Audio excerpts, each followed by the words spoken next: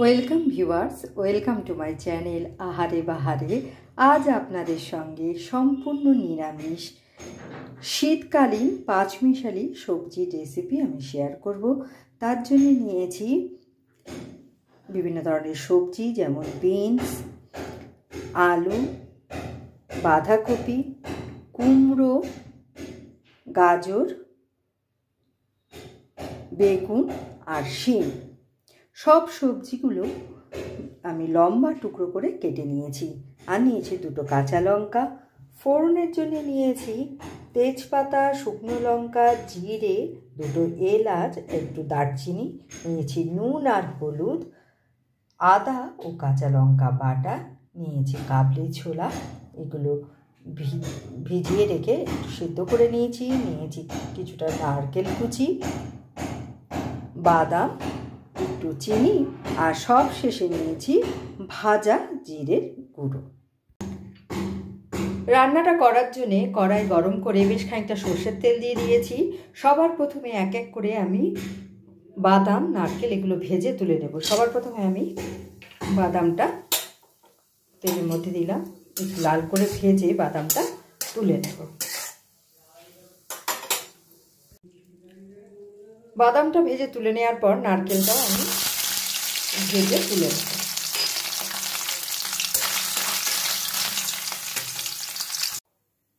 নারকেলটা লাল লাল করে ভেজে তুলে নেওয়ার পর আমি এর মধ্যে ফোড়নটা দিয়ে দেব। ফোড়নটা থেকে ভালো গন্ধ বেরোলে আমি এর মধ্যে আদা ও কাঁচা লঙ্কা বাটাটা দিয়ে একটু ভাজা ভাজা করে দেব। ফোড়নটা প্রায় আমার হয়ে এসেছে। এবার আমি এর মধ্যে আদা ও কাঁচা লঙ্কা বাটাটা অ্যাড করে দেব। আদা কাঁচা লঙ্কাটা একটু নাড়াচাড়া করে নিয়েছি। আদার কাঁচা গন্ধ চলে গেছে। এবার আমি সবজিগুলো অ্যাড করব। সবার প্রথমে আলু ও গাজরটা, যে সমস্ত সবজি সেদ্ধ হতে সময় লাগে একটু বেশি, সেগুলো অ্যাড করে দেব। আমি প্রথমে আলু আর গাজরগুলো আমি এর মধ্যে অ্যাড করে দেব।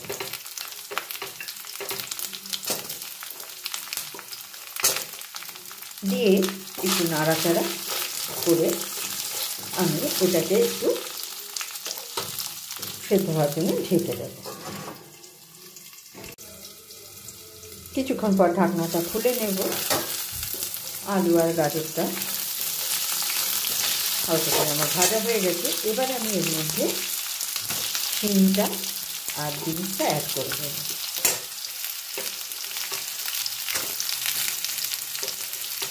শিম আর বিনসটা অ্যাড করার পরেও সব কিছুকে আমি নাড়াচাড়া করে আমি আবারও কিছুক্ষণের জন্য এটাকে ভেজে দেব, যাতে সবজিগুলো একটু নরম করে দেব। কিছুক্ষণ পরে আবারও ঢাকনাটা খুলে সবজিগুলো নাড়াচাড়া করে এর মধ্যে এবার আমি কুমড়ো আর বাঁধাকপিটা অ্যাড করব।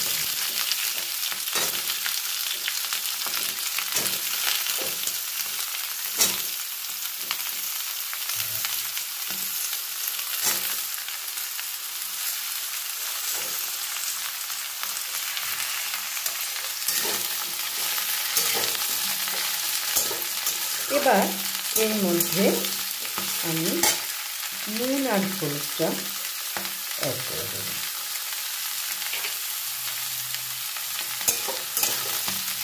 দিয়ে একটু নাড়াচাড়া করে নেব। সবজিগুলো নাড়াচাড়া করে এর মধ্যে আমি এবার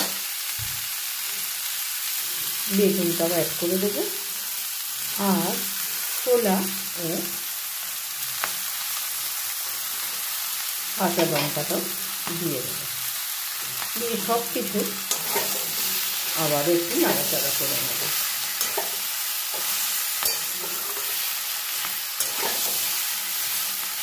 এবার আমি এর মধ্যে যে জিরের গুঁড়োটা, ভাজা জিরের গুঁড়ো নিয়েছিলাম তার অর্ধেকটা আমি অ্যাড করে দেবো, দিয়ে সব কিছুর সঙ্গে মিশিয়ে নেব। এবার এর মধ্যে আমি অল্প একটু জল অ্যাড করে দেবো,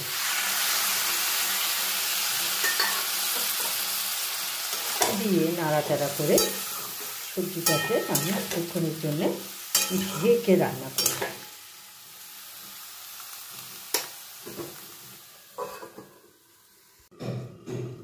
কিছুক্ষণ পর আমি ঢাকনাটা খুলে নিলাম। এবার আমি একটু চেক করে নেব যে সবজিগুলো আমার সেদ্ধ হয়েছে কিনা। আলু সেদ্ধ হয়ে গেছে, শিমও সেদ্ধ হয়ে গেছে। এবার আমি এর মধ্যে, যেহেতু নিরামিষ তরকারি, একটু চিনি অ্যাড করব, আর ভেজে রাখা বাদাম আর নারকেলটাও আমি অ্যাড করে দিলাম, দিয়ে সব কিছুর সঙ্গে আমি মিশিয়ে নেব।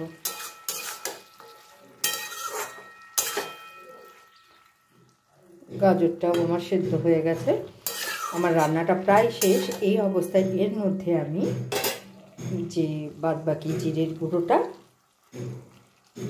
অ্যাড করে দিলাম,